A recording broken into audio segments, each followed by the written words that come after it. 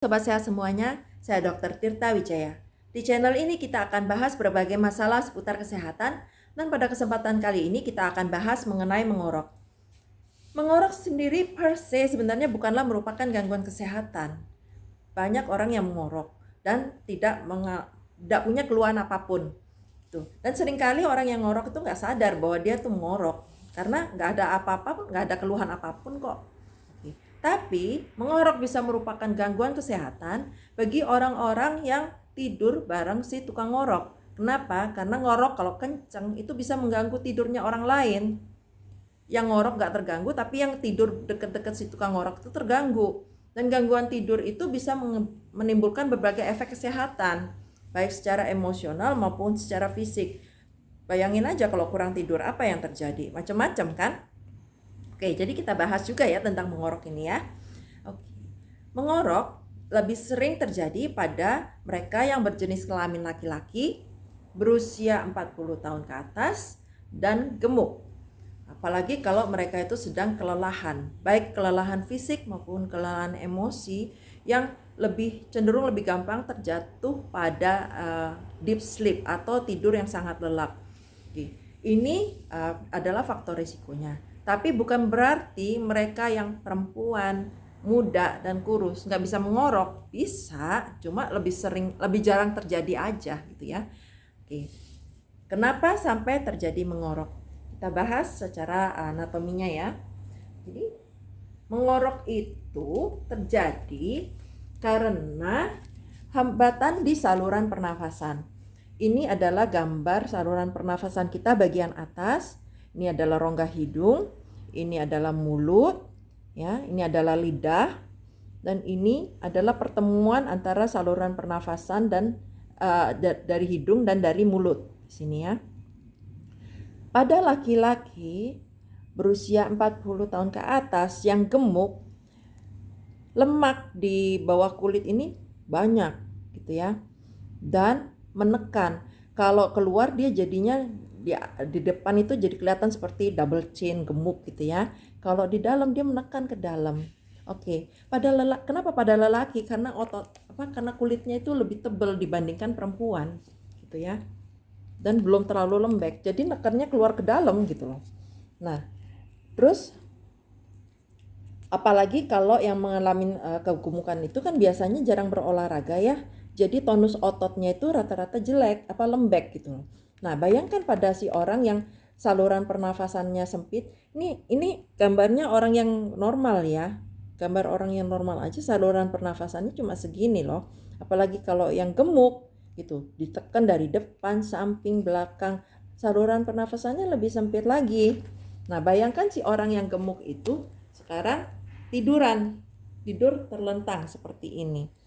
Nah, tidur kan di atas kasur di sini, berarti tekanannya masuk ke atas semua kan, karena kasur kan padat, benda padat.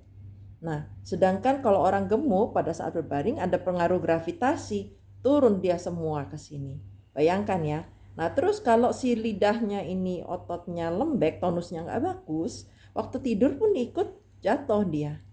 Nah, akibatnya saluran pernafasan tertutup di sini.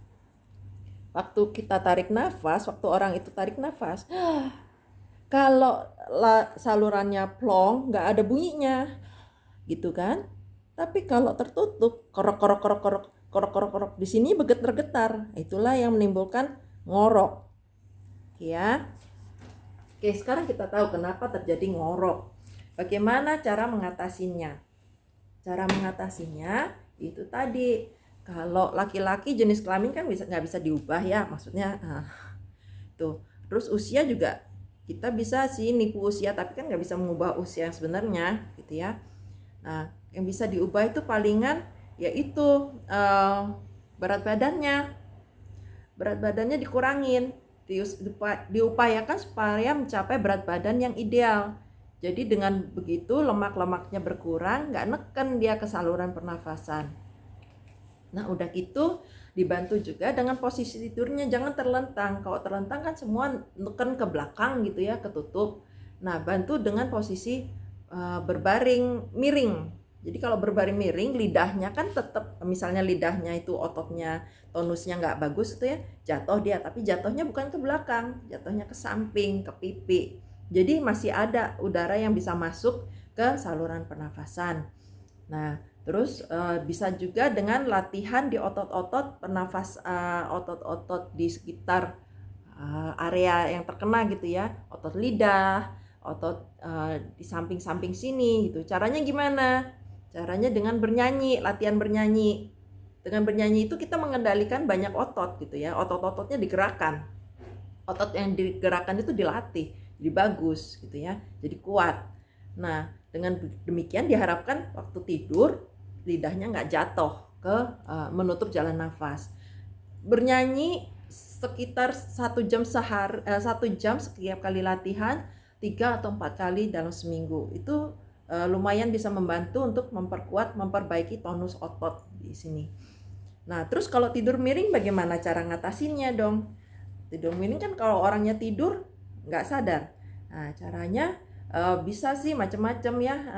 Misalnya dipakein baju yang bagian belakangnya itu dijahitin sesuatu yang membuat orang itu nggak nyaman tidur terlentang. Misalnya dikasih kelereng atau apalah gitu ya, dibungkus kain terus dijahit gitu ya. Jadi kalau tidur terlentang dia nggak enak, dia bawaannya mau miring gitu, terus dikasih guling deh, jadi tidurnya miring, peluk guling gitu ya. Jadi terus bagaimana cara mengurangi berat badan? Sobat sehat bisa lihat di video-video saya sebelumnya, itu kita ada bahas cara untuk menurunkan berat badan. Itu cara menguruskan badan, baik dengan membatasi intake, mengurangi intake, atau meningkatkan pembakaran lemaknya, pembakaran kalorinya. Oke, nah ini gangguan-gangguan ini bisa terjadi pada siapapun ya, jadi enggak pada laki gemuk yang berusia 40 tahun ke atas. Nah, cuma sayangnya seringkali kan nggak disadarin oleh yang tukang ngorok. Ketahuannya itu sama orang yang tidur bareng si tukang ngorok. Jadi kalau misalnya sobat sehat nggak tahu, saya ngorok nggak sih? Bisa cobalah tidur bareng orang lain sehari 2 hari untuk dilihat apakah ngorok atau enggak. Dan semoga sharing saya hari ini bermanfaat. Salam sehat selalu.